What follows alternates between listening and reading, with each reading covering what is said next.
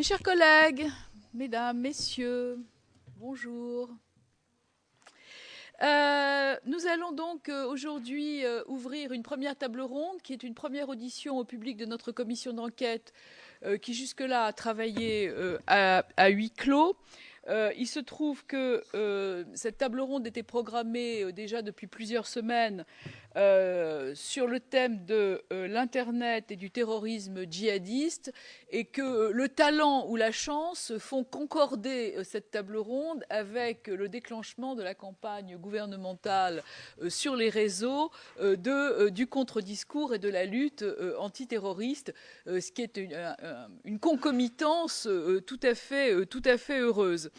Donc la prise de conscience de l'usage d'Internet est évidemment très ancienne.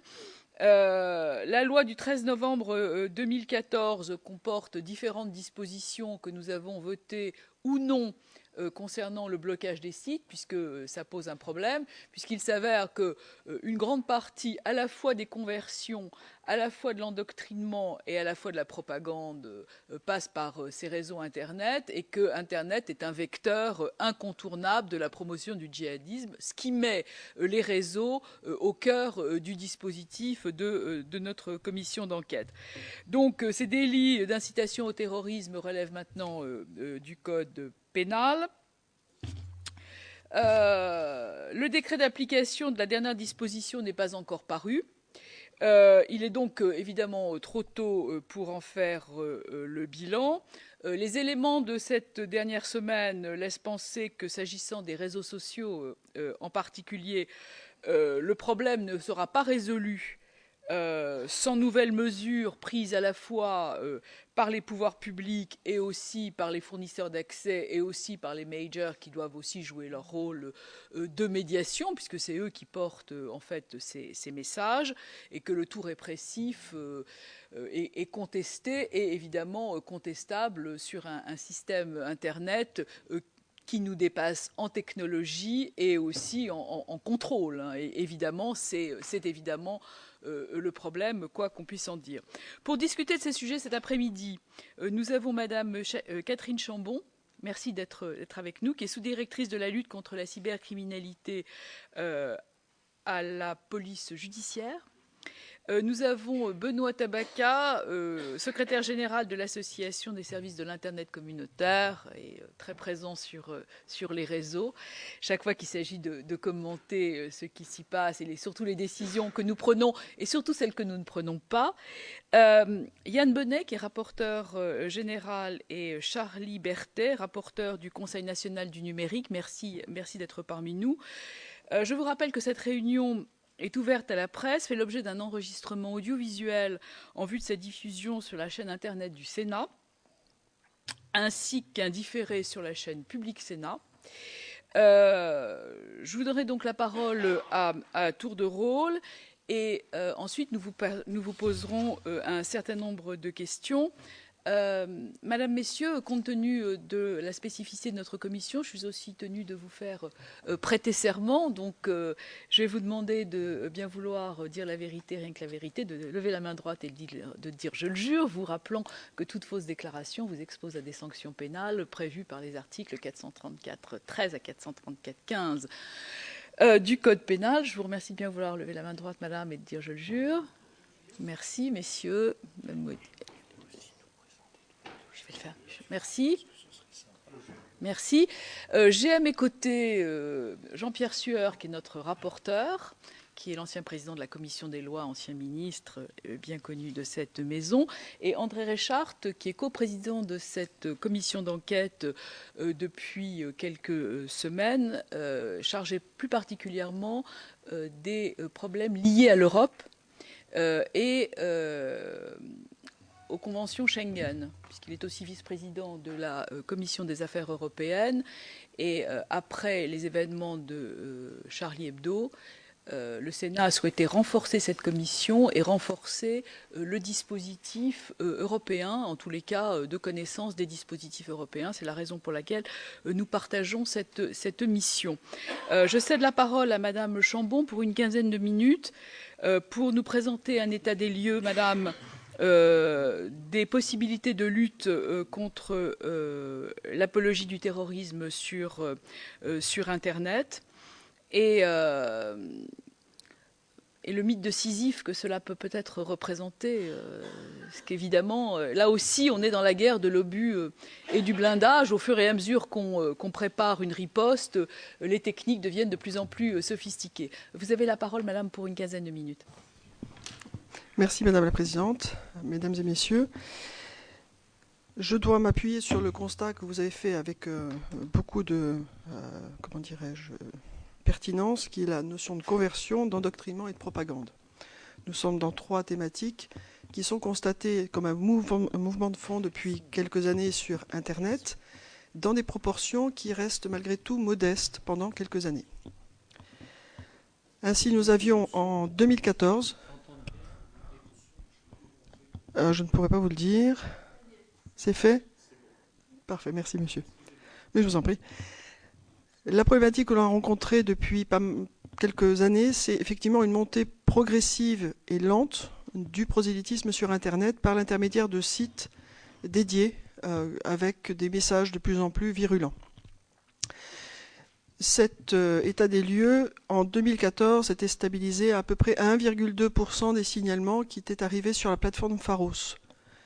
L'année dernière, nous en avons traité 137 000, et 1,2% était relativement modeste, mais consistait quand même en une augmentation, un maintien de cette augmentation, contrairement à d'autres problématiques qui sont plutôt en baisse et dans des proportions identiques. Cette année a été un tournant pour ce phénomène-là, puisqu'on a vu l'explosion pendant les 3 premières semaines de janvier de l'implication des réseaux sociaux. C'est une nouveauté par rapport à ce que l'on connaissait préalablement. Les réseaux sociaux sont effectivement devenus le vecteur de communication le plus usité pendant la période des événements. En revanche, il y a toujours, derrière cette problématique, l'ajustement que peut avoir une population qui veut inciter à réagir à un événement et à se faire connaître à ce moment-là. Et cette visibilité qui était très forte pendant 3 semaines a disparu presque immédiatement et est revenue à des proportions pas identiques, toujours un peu à la hausse, mais est revenue quand même à des proportions beaucoup plus normales. Pour vous donner un ordre d'idée, nous sommes toujours d'ailleurs sur un nombre de sites web assez modéré, puisque nous avons à peu près une cinquantaine par an de sites web qui peuvent inciter au terrorisme. Et nous avons eu pour les réseaux sociaux plus de 6 000 signalements au jour sur des messages et des posts entre Twitter et Facebook. Ceci ne concerne que le web, ne concerne pas le deep web. Donc nous sommes bien sur une problématique qui a émergé brutalement et qui a redisparu sans complètement s'éteindre. Alors, quelle est la visibilité pour les services de l'État dans ce domaine-là ? Alors, je vais parler de celui qui relève de ma compétence, bien sûr. C'est celui qui est utilisé par les internautes. En fait, ce sont 30 millions d'internautes qui font la veille citoyenne. Et ces internautes, au cours de leur navigation, vont se heurter à des contenus qu'ils considèrent comme illicites. Je parlais de 137 000 signalements l'année dernière. Il y en a 56% qui relevaient de l'escroquerie, donc qui est vraiment un phénomène de délinquance de masse, et qui effectivement se propage assez facilement par Internet. Quelles sont les visibilités autres ? Eh bien, ce sont les signalements que peuvent produire les enquêteurs dans leurs recherches ou les services spécialisés dans la veille, et qui peuvent effectivement, à l'occasion d'une veille ciblée, qui porte sur le terrorisme ou sur une activité périphérique, remonter des informations qui ne sont pas celles qu'il y a dans le signalement. J'ai fait une simple projection sur ce que sera le signalement en 2015. Pour nous, on est sur une base qui se stabiliserait vers 240 000, 250 000 signalements, dont une partie non négligeable des 3 premières semaines porte ou a trait à l'incitation à la haine raciale ou à l'apologie du terrorisme. Alors le dispositif, évidemment, a toute sa pertinence maintenant de mise en œuvre du blocage et du déréférencement. Nous avons fortement évolué dans ce dispositif pour le mettre en œuvre dans les meilleurs délais dès que les décrets seront publiés. Alors quelle est la portée du dispositif pour nous ? C'est de faire droit au texte sur la partie pédopornographie, ce n'est pas le sujet d'aujourd'hui, mais qui est une partie importante, on a plusieurs centaines de sites, et puis la partie terroriste. Le rôle de l'OCLCTIC et de ma sous-direction dans ce domaine-là est d'être l'autorité administrative, donc qui va mettre en œuvre le dispositif. Elle va le mettre en œuvre à partir essentiellement des signalements qui sont formulés par les internautes, c'est-à-dire par la veille citoyenne qui est effectuée sur Internet. Donc ce n'est pas quelque chose qui relève que de l'activité de l'État, c'est quelque chose qui vient de la population, des internautes, des citoyens. Quels sont les moyens que nous avons mis en œuvre? Eh bien, c'est un recrutement spécifique pour se concentrer sur cette problématique de blocage, qui techniquement est complexe, puisqu'elle est assujettie à des principes de subsidiarité dont il faut tenir avec rigueur un État, et puis donner et offrir à l'autorité de contrôle qui est la CNIL les disponibilités pour accentuer ou vérifier ce que nous avons pu nous demander en termes de blocage. Les moyens techniques s'appuient bien évidemment sur un schéma complexe qui, lui, je le montre à la Commission, je pourrais vous le laisser en partant, répond à des obligations qui sont liées à la subsidiarité. Donc on n'a pas fait le schéma le plus simple, je reconnais qu'il est peut-être un peu trop détaillé, mais qui montre néanmoins qu'on l'on prend en compte toutes les problématiques qui sont posées, en l'occurrence le regard que doit porter l'opérateur sur la nature du signalement, sa qualification juridique, la vérification du contenu, l'envoi de l'information aux fournisseurs d'accès qui sera concerné, enfin des fournisseurs d'accès qui seront concernés, parallèlement la saisine de l'éditeur et de l'hébergeur, qui ont un délai de 24 heures pour faire cesser l'infraction. Dans l'hypothèse d'un silence qui est vraisemblable, puisque beaucoup d'entre ces sites sont situés à l'étranger, donc le canal de coopération internationale est systématiquement sollicité dans ce cas-là, eh bien, ce sont les fournisseurs d'accès qui reçoivent une liste et qui mettent en œuvre la préconisation de la loi du 13 novembre 2014 et qui procèdent au blocage. Ce blocage aboutit pour l'internaute à ce qu'il ne puisse plus avoir accès à partir d'une adresse IP française au contenu. Il sera redirigé vers une page d'accueil qui aura une vocation pédagogique, de rappel à la loi. Selon les configurations, sur la pédopornographie, ce seront aussi des incitations médicales, de prise en compte médicale de la problématique. Tandis que pour sur la problématique du terrorisme et de l'incitation raciale, sera véritablement d'indiquer qu'on est dans quelque chose de totalement illégal et qu'il est interdit de pratiquer ce genre de consultation. Ces pages sont en cours d'élaboration, on est en cours de finalisation, et ces informations, que ce soit la liste qui sera des fournisseurs d'accès et les contenus qui ont été relevés, captés et enregistrés, seront mis à disposition de l'autorité de contrôle qui est la CNIL. Donc les modalités techniques ne sont pas encore totalement déterminées puisqu'il y a des évolutions d'application à prévoir, mais des solutions palliatives sont mises en place pour permettre précisément à la CNIL d'assurer ce contrôle.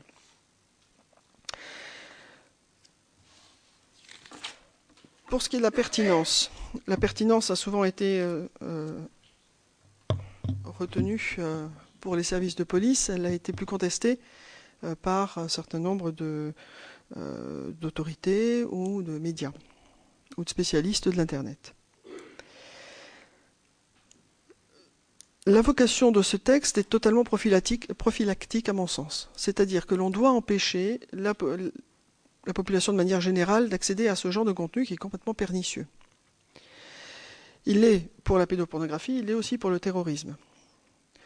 Les 80%, la part de 80% qui permet à des jeunes internautes d'accéder à des contenus qui petit à petit, par phénomène de propagande, d'endoctrinement, les amènent à commettre l'irréparable, je pense qu'on a peut-être quelque chose à faire dans ce domaine-là. On doit impérativement positionner ce dispositif comme étant prophylactique et empêcher finalement un nombre ignoré de personnes d'y accéder. Bien sûr, on peut contourner la difficulté. C'est quelque chose qui est possible. On en a fait quelques schémas. Le plus simple déjà, c'est de ne pas avoir une adresse IP française. C'est pas très compliqué. Mais si on bloque au niveau des fournisseurs d'accès, on a malgré tout une capacité de toucher 80% de la population qui n'est pas spécialement férue de technologie. Et on est dans cette action prophylactique. On dissuade, on oriente, on impacte et on envoie un signal fort qui est celui de l'État contre précisément un dérapage qui peut être mal maîtrisé par l'environnement familial ou l'environnement social. Alors évidemment, j'ai quelques schémas, si vous le souhaitez, qui montrent comment on peut contourner, mais ils ne sont pas spécialement, ces moyens de contournement, à la portée de tout un chacun. Donc je pense que c'est sur ce point-là que le dispositif a toute sa pertinence. Il l'a également parce que, et que ce soit pour le terrorisme ou pour la pédopornographie, parce que derrière il y a des victimes. Alors je vais prendre pour exemple la diffusion de la vidéo d'assassinat sauvage de M. Gourdel, qui a été retirée très rapidement. L'intérêt, c'est que ce retrait s'est fait à la demande de la sous-direction quelques minutes après la publication sur Internet. Il était juste de la bonne volonté de YouTube de le retirer ou pas. Ils l'ont fait, étant donné la sauvagerie de l'action elle-même. Il est évident que laisser circuler ce genre de site ou de contenu est extrêmement problématique pour les citoyens, pour les internautes. Et le nombre de signalements qui, derrière, ont continué d'informer les autorités de la publication de cette vidéo, reprise petit à petit, de plus en plus loin, de plus en plus difficilement accessible, de cet assassinat, prouve bien que la vigilance des internautes s'est portée tout au long des publications, jusqu'à ce que, à un moment donné, elle ne soit plus accessible que par logging et mot de passe, ou soit dissimulée dans le deep web. L'avantage, et je tiens à insister un petit peu là-dessus, l'avantage de Pharos au regard de la veille que l'on peut faire de manière en source ouverte, c'est que lorsqu'il y a un signalement, le signalement se fait avec les droits de l'internaute. Et s'il est adossé à des mots de passe et des identifiants, on peut accéder à partir de ces informations-là au contenu et continuer de poursuivre la fermeture sur l'ensemble des plateformes qui peuvent diffuser les contenus, qu'ils soient connus comme Dailymotion ou YouTube, ou comme des sites beaucoup plus underground, mais qui finissent par, malgré tout, par l'hébergeur en tout cas, accepter de retirer les contenus. Quel serait l'impact de ce dispositif au regard de la situation que nous avons vécue pendant les 3 semaines avec la flambée des réseaux sociaux et des messages sur les réseaux sociaux ? Je pense qu'il serait perturbant pour ceux qui souhaitent faire du prosélytisme par le biais des réseaux sociaux, parce que les messages qui sont sur Facebook ou sur Twitter peuvent renvoyer en grande partie sur des sites.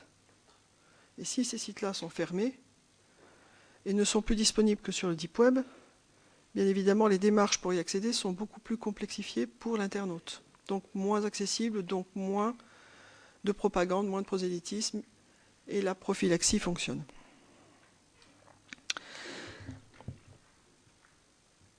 Donc je tenais à dire en conclusion qu'on va partir sur un nombre.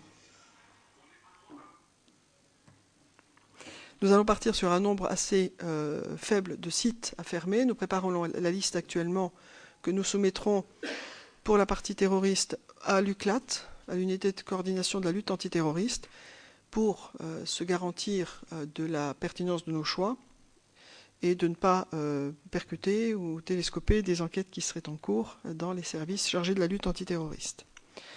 Nous sommes donc sur une dizaine, qui est une dizaine de sites qui seront produits dès l'apparition du décret, et nous testerons l'efficacité du dispositif pour l'ajuster et le finaliser dans les jours qui suivront. Voilà, Madame la Présidente. Très bien, Madame. Je vous remercie beaucoup de cette intervention dans les temps. 250 000 signalements, c'est énorme. La citoyenneté encore dans le signalement, c'est aussi important. L'encadrement légal et vos liens avec la CNIL devraient rassurer les internautes. Je vais demander à Monsieur Tabaka de bien vouloir nous indiquer dans le même temps D'abord, comment il perçoit l'action de la puissance publique et la nouvelle réglementation, et puis de nous présenter en 2 mots l'ASIC pour ceux de nos collègues qui ne connaîtraient pas cette association. Vous avez la parole pour 15 minutes. Merci. Merci beaucoup, Madame la Présidente, de votre invitation. Effectivement, très rapidement, donc, je m'appelle Benoît Tabaka, je suis secrétaire général de l'Association des services Internet communautaires, ASIC. C'est une association qui a été créée en 2007 maintenant, et qui regroupe ce qu'on appelle usuellement les hébergeurs. Maintenant, le terme le plus couramment utilisé, c'est plateforme. C'est-à-dire tous ces acteurs qui ont pour activité de stocker à la demande d'internautes du contenu. Alors ça peut être des vidéos, ça peut être des messages sur des réseaux sociaux, ça peut être des petites annonces parce qu'ils veulent vendre telle ou telle chose, ça peut être leur blog, etc. etc. Donc c'est une structure qui regroupe une vingtaine de membres, à la fois des entreprises internationales, hein, on a cité quelques-unes, que ce soit Microsoft, Facebook, etc., mais également des acteurs français qui ont aussi une vocation internationale, une présence internationale, type Dailymotion, Prime Minister. Justement, à ce titre, je tiens juste à excuser Giuseppe De Martino, le président de l'ASIC, qui est aussi directeur Europe de Dailymotion, mais qui là est aux États-Unis, malgré son titre de directeur Europe, mais il se tient à votre disposition, bien évidemment, si vous voulez aborder d'autres choses avec lui. Sur les questions spécifiquement, en fait, hein, du sujet lié à la propagande djihadiste et l'utilisation par ces mouvements des sites internet et autres. Plusieurs choses, puisque pour moi, il y a peut-être 2 éléments en fait, en termes de discussion qu'on a pu avoir. Les 2 éléments, c'est le fait que certains de ces réseaux vont utiliser des plateformes pour diffuser leur contenu. Madame Chambon l'a évoqué. Et deuxième élément, qui est l'autre dispositif que vous avez évoqué, Madame la Présidente, qui est la loi antiterrorisme et le blocage des contenus, qui pour moi sont 2 approches complètement complémentaires mais différentes en termes d'approche. Sur le premier, en fait, sur le signalement, puisque c'est celui qui concerne à juste titre et les hébergeurs, ces fameuses plateformes d'hébergement, juste vous rappeler un petit peu dans quel cadre nous on se situe. On se situe en fait dans une vieille loi qui a maintenant 10 ans. Hein. À l'âge de l'Internet, ça peut faire beaucoup, mais c'est la loi pour la confiance dans l'économie numérique. Cette loi transposait elle-même une directive sur le commerce électronique. Et cette loi a instauré un régime de responsabilité au profit des hébergeurs, c'est-à-dire de ces acteurs qui ont pour mission de stocker du contenu à demande de tiers. Le principe qui est fixé par cette loi est relativement clair, c'est de dire, dès lors qu'un hébergeur se voit signaler un contenu manifestement illicite, il est tenu d'en procéder à la suppression à bref délai. Voilà ce que dit la loi. Beaucoup de personnes, effectivement d'interlocuteurs, quelquefois, estiment que cette loi a créé un régime d'irresponsabilité. Alors que non, c'est bien un régime de responsabilité ménagée. Récemment, vous aviez un membre de l'ASIC qui s'appelle Nicolas Poirier, qui est directeur juridique d'un groupe justement français, avait réussi à dresser un peu un panorama de l'ensemble des condamnations relatives aux hébergeurs. Et par exemple, en France, on a eu aujourd'hui plus d'une centaine de décisions de justice qui ont condamné des hébergeurs pour ne pas avoir procédé à bref délai à la suppression de contenus diffusés sur Internet. Donc c'est vraiment un régime de responsabilité. La particularité qui s'est posée au moment de la loi pour la confiance dans l'économie numérique, et c'est là où on va venir justement sur nos sujets, c'est de savoir est-ce que c'est à l'hébergeur finalement d'apprécier l'illicéité, le caractère illégal ou non, d'un contenu publié sur sa plateforme. C'est-à-dire que dès lors qu'il reçoit un signalement, est-ce qu'il doit systématiquement faire droit à la demande? Est-ce qu'il doit apprécier le caractère illégal ou pas? Et en fonction de l'appréciation du caractère illégal, est-ce qu'il doit procéder à sa suppression ou pas? À l'époque des débats autour de la LCEN, c'est son acronyme, son petit nom dans le domaine de l'Internet, énormément de voix s'étaient soulevées, l'ASIC n'existait pas encore, pour expliquer qu'il ne relevait pas en fait des acteurs de ces plateformes-là le rôle de juger ce qui est légal ou pas légal. Et ce qui avait été arbitré à l'époque par le Conseil constitutionnel, c'était dans sa décision qui était relative à la loi pour la confiance dans l'économie numérique, c'était de dire, dès lors qu'on signale un contenu manifestement illicite, le manifestement c'était l'ajout du Conseil constitutionnel, ça n'apparaît pas dans la loi, ça apparaît dans la décision et dans l'analyse qu'avait fait le Conseil constitutionnel dans une réserve d'interprétation, dès lors que le contenu est manifestement illégal, l'hébergeur effectivement, est tenu de le supprimer parce qu'il engage alors sa responsabilité. À l'inverse, si le contenu n'est pas manifestement illégal, mais illégal, sur lequel, en fait, il est très difficile à une personne non experte du secteur, et à l'époque, le Conseil constitutionnel citait par exemple les cas de contrefaçon de droit d'auteur, voilà, puisqu'il peut y avoir des discussions entre différents titulaires de droit, etc., etc. Mais disons que si le contenu n'est pas manifestement illégal, effectivement, on ne pourrait pas venir rechercher la responsabilité de cet intermédiaire-là. Laissons au juge alors le soin de statuer sur le caractère illégal ou non d'un contenu et d'ordonner à l'hébergeur de procéder à sa suppression. La problématique auquel nous avons été confrontés, c'est que le Conseil constitutionnel et bien évidemment le Parlement, puisque la décision intervenait après le vote du Parlement, n'a pas défini ce qu'on entend par manifestement illicite. C'est-à-dire, à partir de quand une infraction du Code pénal est arrangée dans la catégorie du manifestement illicite, à partir de quand une infraction n'est plus dans cette catégorie-là. Donc vous avez eu des commentateurs, la doctrine, comme on dit, des juges qui ont essayé de commencer à classifier. Et effectivement, on fait rentrer dans la catégorie du manifestement illicite la pédopornographie. On fait rentrer également les messages racistes, antisémites. On fait rentrer tout ce qui était effectivement l'appel à la haine, etc. Et donc, effectivement, voilà, on se retrouve aujourd'hui dans une situation où, dès lors qu'on est notifié d'un contenu manifestement illicite, on procède à sa suppression. Et effectivement, les récents événements l'ont démontré. À partir du moment où une notification arrivait à la plateforme, qu'on était aussi en mesure d'apporter en fait un fondement juridique aussi cette notification. J'y reviendrai aussi sur ce point-là. Les plateformes procédaient aux différentes suppressions, etc. Aujourd'hui, quelles sont les difficultés auxquels les différents hébergeurs peuvent être confrontés. Je pense que la première difficulté, c'est les qualifications juridiques. C'est-à-dire que notamment l'infraction d'apologie du terrorisme, elle a été récemment modifiée par la loi, elle couvre énormément de choses et ça fait partie en fait aujourd'hui d'éléments sur lesquels les plateformes, quelles qu'elles soient, hein, quelle que soit leur nationalité d'origine, ont des difficultés à analyser. Pour vous donner un exemple, notamment on parlait de la vidéo de l'assassinat de ce policier, un des arguments surtout utilisés, ça a été l'acte de barbarie. On était vraiment clairement dans un acte de barbarie, qui est une infraction pénale, reconnue par le code pénal, etc. Mais c'est vrai qu'il y a certaines infractions dont il y a une vraie difficulté à manier. Voilà. Et sur lequel des intermédiaires qui n'ont pas forcément, l'expertise, qui n'ont pas forcément le service juridique adéquat, ne savent pas véritablement trancher dans un sens ou dans un autre. Puisqu'in fine, ce qu'on demande à ces intermédiaires, c'est de trancher. Donc c'est vrai que nous, on a ce premier problème qui est le périmètre de ce qu'on entend par manifestement illicite. Le deuxième élément auquel on est également confronté, effectivement, c'est la qualité des signalements. C'est-à-dire que pour qu'un signalement puisse être traité efficacement, il faut non pas seulement signaler un contenu sur les différentes plateformes, mais également signaler la raison pour laquelle tel ou tel contenu est illégal, le fondement juridique en quelque sorte, les éléments de fait et de droit, comme on le dit la LCN. Et c'est quelquefois des éléments qui manquent quand ça provient notamment des internautes. Les internautes n'ont pas une compétence juridique, les internautes vont vous dire ce contenu-là est illégal, sans forcément apporter à la plateforme des éléments qui vont permettre d'apprécier ça.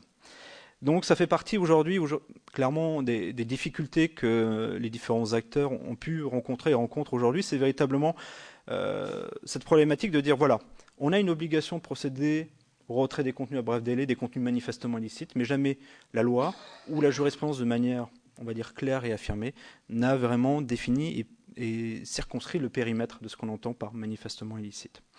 Le deuxième élément sur lequel je voulais aussi revenir et sur lequel potentiellement l'ASIC a pu être quelquefois pas forcément aligné avec le Parlement, c'est sur la question du blocage des contenus et notamment le blocage administratif. La particularité en fait de notre approche, c'est pas d'être contre une mesure de blocage.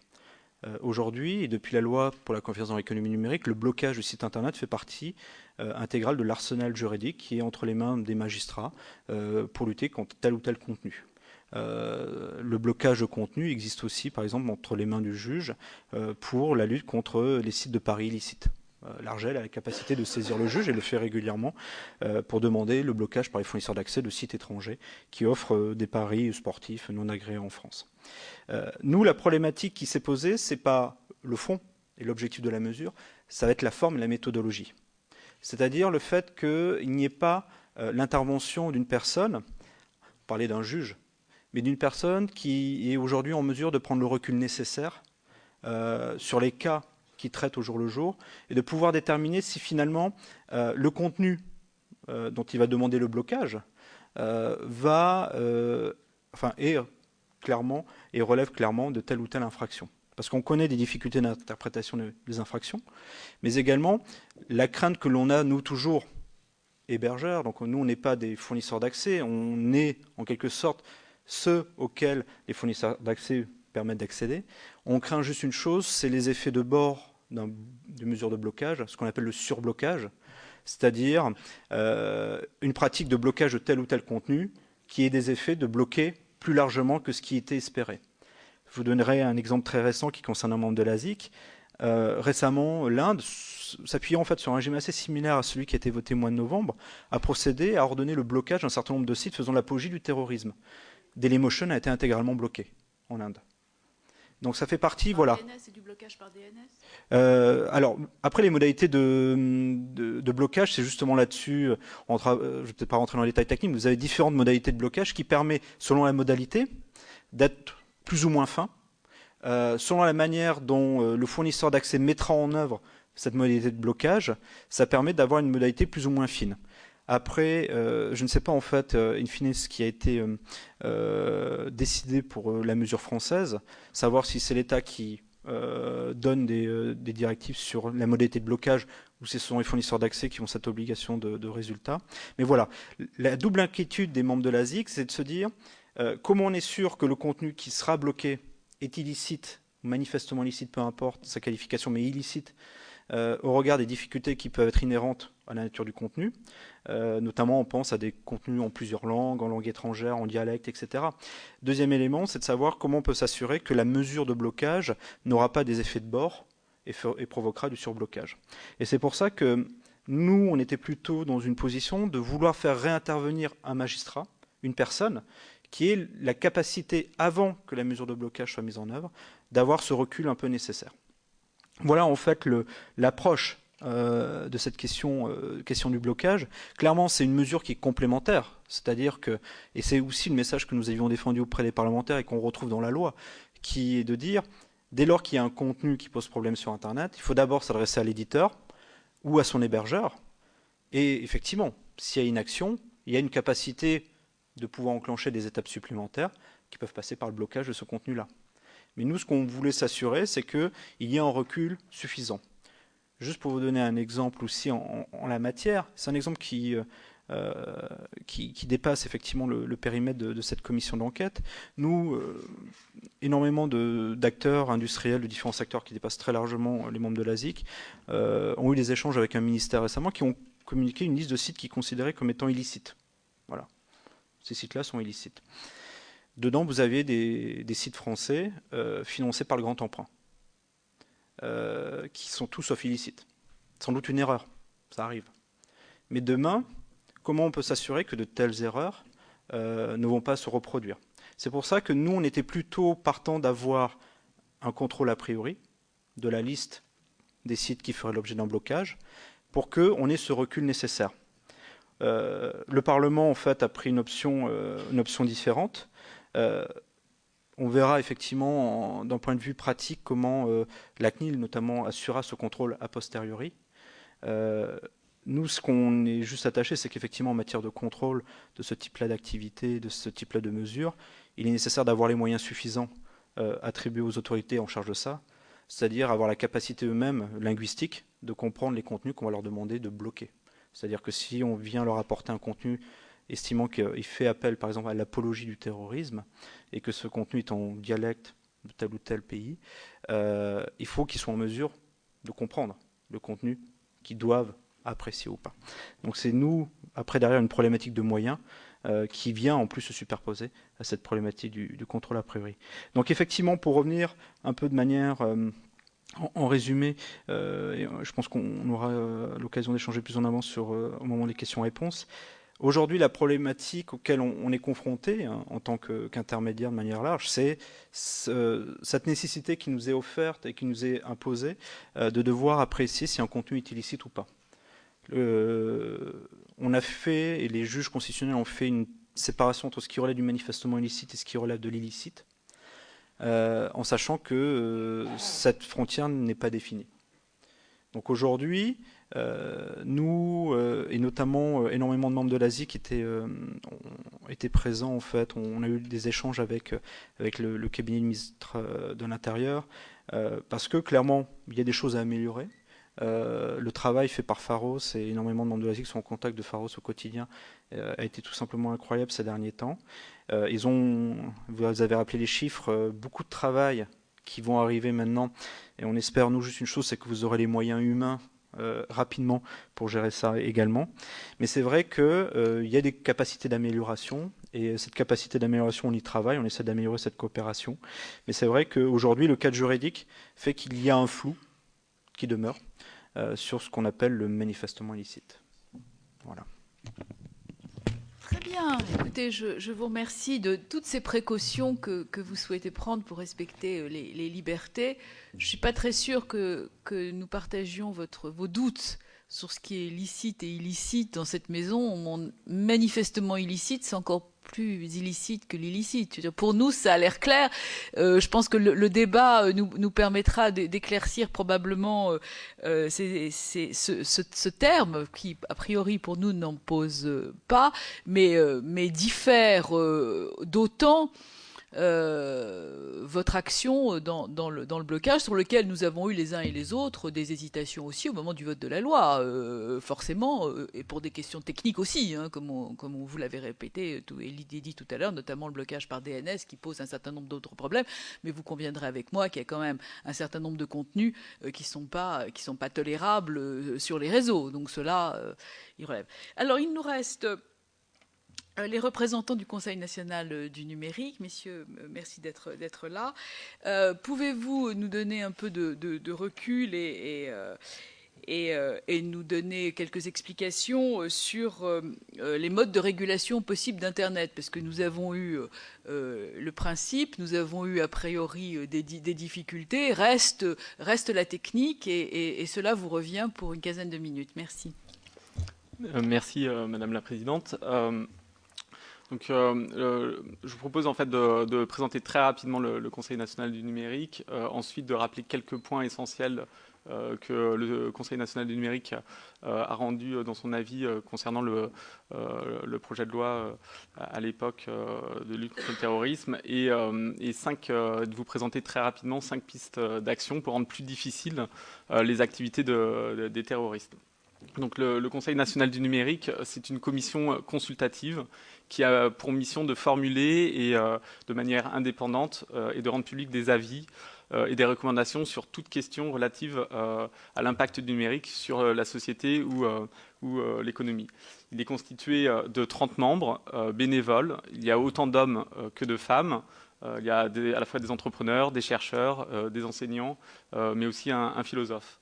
Le Conseil national du numérique a été saisi en juin 2014 par le ministère de l'Intérieur sur l'article 9 du projet de loi renforçant les dispositions relatives à la lutte contre le terrorisme, article qui est devenu l'article 12.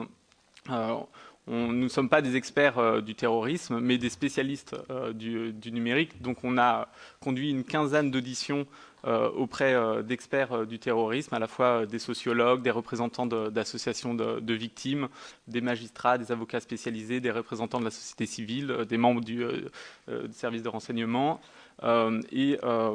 On voit depuis les événements tragiques de ce début d'année, du mois, que le débat semble se recentrer sur le rôle d'Internet dans les phénomènes de radicalisation.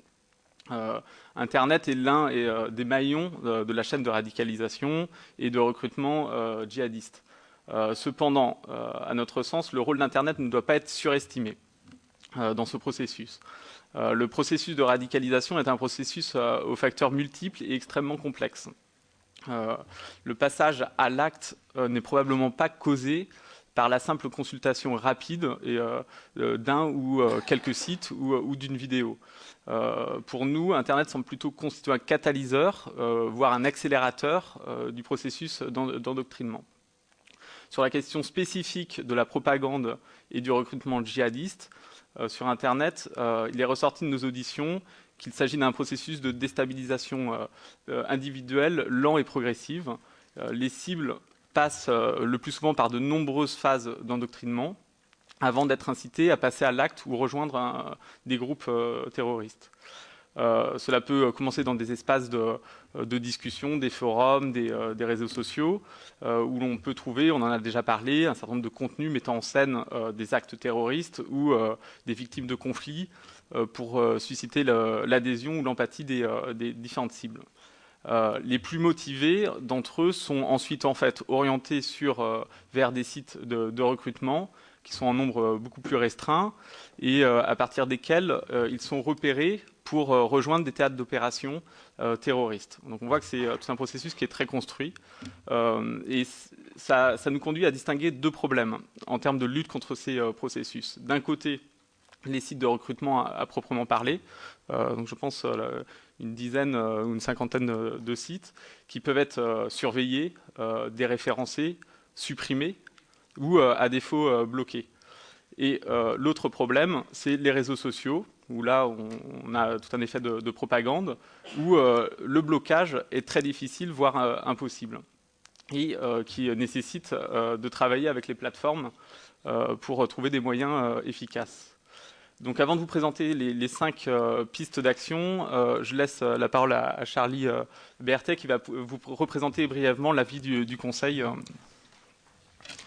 Bonjour, je vais revenir assez rapidement sur l'avis qui a été rendu par le CNUM sur la question spécifique du blocage administratif le 15 juillet 2014. Donc cette saisine portait exclusivement sur l'article 9 qui est devenu l'article 12 et qui confère donc la possibilité, comme ça a été rappelé, à l'administration de bloquer un site incitant à la commission d'actes terroristes ou en faisant l'apologie sans recours préalable à un juge. On a des exemplaires de l'avis d'ailleurs qu'on pourra vous transmettre à l'issue de cette audition. Donc le CNUM s'est prononcé défavorablement sur la mesure envisagée, à l'instar de plusieurs autres acteurs qui sont issus ou non de l'écosystème numérique. On peut citer la commission de réflexion sur le droit et les libertés à l'âge numérique de l'Assemblée nationale, la Quadrature du Net, la SIC ici représentée, le syndicat de la magistrature, la Ligue des droits de l'homme, jusqu'à l'ANSSI, qui est l'Agence nationale de sécurité des systèmes d'information.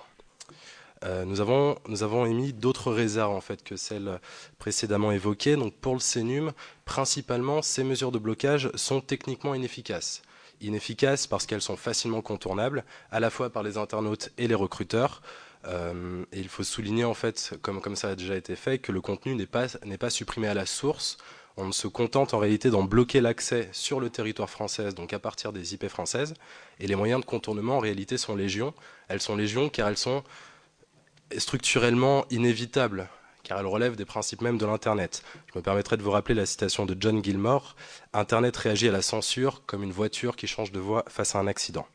Donc il ne faut pas s'enfermer dans l'idée qu'on pourrait tracer une ligne Maginot-numérique aux frontières de l'Hexagone, car le public visé par cet endoctrinement et les recruteurs djihadistes, en particulier les jeunes, savent déjà utiliser les outils de contournement. Les jeunes, beaucoup de jeunes savent utiliser un VPN, un proxy ou Tor, car ils le font déjà pour certains. Pardon ? Les moins jeunes aussi d'ailleurs. Car ils le font déjà en fait pour, par exemple, pour contourner la Hadopi ou avoir accès à Netflix lorsque le service n'était pas disponible en France. Le Conseil national du numérique a également considéré que la mesure de blocage pouvait être contre-productive, car elle pousse à la sophistication des techniques de clandestinité, rendant ainsi le travail des enquêteurs plus difficile. Ces mesures sont inadaptées aux enjeux de la lutte contre le recrutement terroriste, dans la mesure où les sites de recrutement sont en nombre extrêmement restreint. Les experts que nous avons auditionnés nous ont donné une fourchette qui était comprise entre 10 et 100 sites. C'est pourquoi le Conseil s'est interrogé sur l'opportunité de se passer de l'office du juge pour un nombre de sites plutôt limité, alors même qu'il existe des procédures judiciaires d'urgence. Pour le reste, à savoir les textes, les images, les contenus sur les réseaux sociaux, il apparaît illusoire pour le Conseil d'adresser ces problématiques de propagation d'images par le blocage, sauf à recourir à des traitements massifs et automatisés de filtrage qui seraient inenvisageables dans un état de droit. Enfin, ces mesures sont potentiellement attentatoires aux libertés fondamentales, car elles se passent du juge et donc des garanties associées. Et par ailleurs, l'apologie du terrorisme, comme la notion même de terrorisme, sont des notions ambiguës. Et de l'aveu même d'un juge antiterroriste qui, je crois, a été auditionné au sein de cette même commission, le caractère manifestement illicite des contenus visés est délicat à déterminer, particulièrement dans le cas des textes. Pour les images, généralement, ça pose pas de problème, et pour les textes, ça peut en poser. Et le risque est donc d'aboutir à l'incrimination de simples délits d'opinion. Donc, pour résumer, le Conseil n'était pas opposé par principe au blocage, seulement au blocage comme seule solution et sans recours préalable à l'autorité judiciaire. Et plus généralement, la multiplication des dispositifs de renforcement des dispositions antiterroristes, notamment sur Internet, devrait nous appeler à dresser un bilan et analyser véritablement l'efficacité de ces mesures. C'est la raison pour laquelle le CNUM encourageait dans cet avis, sur ce sujet encore plus que les autres, à effectuer des études de besoins et d'impact chiffrés pour véritablement déterminer l'opportunité de nouvelles mesures. Donc nous souhaitons vous présenter 5 pistes d'action pour tenter de rendre plus difficiles les actions entreprises par les organisations terroristes. En préalable, il semble nécessaire de mieux comprendre les processus sociaux de radicalisation et le rôle d'Internet dans ce processus. Le contact des individus avec des idéologies radicalistes se produit en ligne, comme en dehors de l'espace numérique, les processus sont complexes. Donc on pense que mettre en place un observatoire permanent ou renforcer les travaux avec des représentants des acteurs du web, des associations de quartier, des associations de victimes, des sociologues, des chercheurs, des experts, pour évaluer le phénomène de radicalisation sur Internet et ailleurs, et les méthodologies utilisées seraient probablement utiles pour prévenir et adapter au fil de l'eau et en continu les actions de lutte contre les organisations terroristes. Le simple fait que la représentation nationale éprouve le besoin de constituer au sein de 2 assemblées, à l'Assemblée nationale et au Sénat, des commissions d'enquête sur le recrutement djihadiste, prouve bien que ces mécanismes de radicalisation ne sont pas suffisamment connus et observés. Le deuxième point, on pense qu'il est essentiel de nourrir les contre-discours à la radicalisation sur Internet et s'appuyer sur la force de diffusion d'Internet pour les propager. Au cours de nos auditions, nous avons rencontré l'Association française des victimes du terrorisme.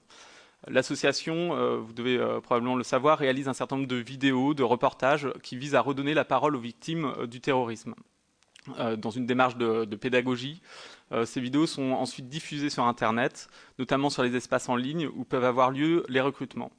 Parce qu'ils empruntent les mêmes canaux que les contenus de propagande, ces contre-discours peuvent avoir une vraie puissance de persuasion à destination des plus jeunes ou plus faibles en général. Il faut investir l'espace numérique pour prendre de plein pied et rentrer dans la guerre de propagande et la compétition pour l'attention en ligne, notamment en donnant des armes de compréhension, de décryptage aux plus faibles. On fait notamment référence aux vidéos lancées massivement en ligne par l'administration américaine contre les filières djihadistes, montrant la souffrance des combattants au djihad, ou les vidéos qui viennent d'être diffusées par le gouvernement français ce matin. Donc on pense qu'il est essentiel de déconstruire la parole radicale sur Internet et de réaffirmer nos valeurs dans l'espace numérique. Les plateformes sont des espaces abritant la propagande terroriste. Pourquoi ne pas en faire des espaces largement investis par les contre-discours? Pour cela, plusieurs pistes, pour l'essentiel non législatives, pourraient être envisagées. Tout d'abord, une mobilisation des acteurs du web, notamment les plateformes, pour soutenir les initiatives de contre-discours initiées par les associations, par exemple un travail en collaboration avec les moteurs de recherche. Et on a l'exemple d'il y a quelques mois sur ce qui avait été réalisé contre les sites anti-IVG. On pense aussi qu'il serait intéressant d'étudier le financement d'espaces et de vidéos pédagogiques. Il y a un certain nombre de blogueurs au sujet de l'islam et du djihad, notamment la chaîne YouTube Abdullah X, qui, je pense, est un très bon exemple. Parallèlement, le travail sur l'éducation doit être approfondi. Les discours de prévention auprès des futures générations ne peuvent plus être uniquement verticaux. Il faut faire des jeunes des acteurs de cette prévention. on pense, inclure une dimension de citoyenneté numérique au cours d'éducation civique dispensée dans les collèges et au lycée. Et pourquoi pas utiliser le Safer Internet Day pour organiser un moment dédié à la citoyenneté numérique ou faire du 7 janvier une journée nationale de lutte contre le terrorisme. La troisième piste d'action consisterait à renforcer l'obligation de signalement sur les plateformes. Donc aujourd'hui, la propagation des contenus de propagande terroriste tient principalement en l'inefficacité des dispositifs de signalement qui sont mis en place par les plateformes. Il y a plusieurs raisons à cela à notre sens. Ces dispositifs sont déjà trop peu utilisés par les utilisateurs car ils sont globalement peu accessibles. Sur Facebook, par exemple, il faut cliquer plus de 5 fois pour signaler un contenu et le formulaire prévu à cet effet manque clairement de clarté. Donc, par ailleurs, ces procédures de signalement ne sont pas standardisées. Il est très facile de signaler un contenu sur YouTube. À l'inverse, c'est quasiment impossible sur Google Search, alors qu'on peut facilement trouver des contenus choquants dans la première page des résultats de recherche. Pas plus tard que tout à l'heure, nous avons essayé de signaler en vain un lien pointant vers un magazine édité par Al-Qaïda, et on n'a pas réussi. Donc de plus, les décisions de supprimer ou non un contenu sont prises au cas par cas par les plateformes qui semblent allouer à ce travail des ressources limitées. Et enfin, ces plateformes rencontrent très souvent des difficultés pour s'adapter au droit et à la culture locale quand il s'agit de décider de l'opportunité de modérer un contenu. On peut prendre pour exemple une vidéo de Daesh appelant à commettre des attentats en France qui a été vue plus d'1 million de fois sur Facebook sans être supprimée et malgré les signalements parce que la plateforme a jugé qu'elle n'était pas contraire à ces CGU. Donc pour répondre à cette problématique, le CNUM invite le législateur à renforcer les dispositifs de signalement en imposant notamment un accès standardisé et généralisé aux outils de signalement sur toutes les plateformes. Il faudrait le rendre plus accessible sur toutes les pages et en un clic. On pourrait par exemple s'inspirer du système qui fonctionne déjà en matière de jeux vidéo, le système PEGI, ou sur Twitter. Après. Oui. Donc Twitter, YouTube et d'autres plateformes offrent de plus en plus aujourd'hui des procédures de fast track aux associations, c'est-à-dire que c'est un accès privilégié en fait aux outils de signalement, par exemple pour les associations de lutte contre le racisme ou l'homophobie. Il serait intéressant de généraliser ces procédés et peut-être par le biais de la loi. Et enfin, nous recommandons d'inviter les plateformes à travailler avec le gouvernement sur la notion même d'apologie du terrorisme afin d'aider les équipes en charge du traitement des notifications à procéder à un traitement qui soit plus simple et efficace. Merci beaucoup. Vous n'avez pas encore fini. Il reste 2 points, si vous le permettez. Donc, en accélérant, donc le 4e axe de piste d'action pour rendre plus difficile les actions entreprises par les terroristes, c'est la régulation communautaire. En fait, le CNUM appelle à inventer de nouvelles formes de régulation des contenus illicites, de propagande terroriste ou non, en amont de la procédure judiciaire, ce qu'on appelle la régulation communautaire. Cette régulation communautaire prendrait la forme de 2 façons. Côté signalement, nous pensons qu'il faut donner à la communauté des utilisateurs les moyens de veiller sur elle-même. Les plateformes se plaignent parfois d'être submergées par les signalements. Pourquoi ne pas déléguer une partie de cette vigilance à la communauté des utilisateurs, la multitude ? La régulation communautaire est une forme de contrôle décentralisé effectué par les utilisateurs eux-mêmes. Un exemple est celui de Wikipédia, qui en illustre clairement la situation. Les procédures de vigilance y sont décentralisées. Chaque contributeur est un critique vigilant des contributions des autres, et ça fonctionne. D'après les études, les actes de vandalisme sur Wikipédia sont corrigés en moyenne en 2 jours, avec une médiane à 11 minutes. Côté sanctions, plutôt que de chercher à atteindre une judiciarisation illusoire de tous les échanges sur les réseaux sociaux, nous sommes d'avis qu'il faut avant tout penser les sanctions à l'intérieur même des plateformes. L'idée étant de les rapprocher de la réalité sociale des réseaux sociaux et y réintégrer la dimension pédagogique.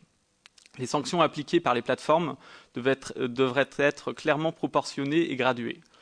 On pense notamment à des messages d'avertissement privés ou publics, à des gels du compte incriminé pour une durée plus ou moins longue, et pourquoi pas accompagnée d'une mention publique, à l'utilisation du compte pour la diffusion de contre-messages, ou enfin à la fermeture définitive du compte.